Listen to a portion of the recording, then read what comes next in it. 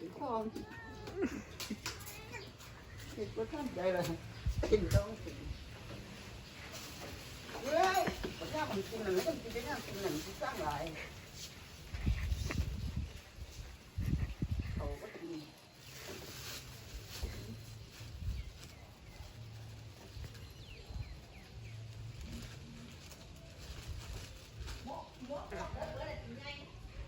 ไม่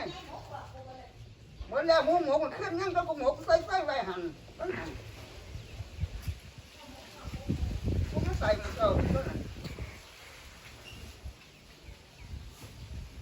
มันถามกินเหมือนว่าจะว่ากินหลายก็ได้เนี่ยมันถูกดอกว่าเอาใส่ไฟ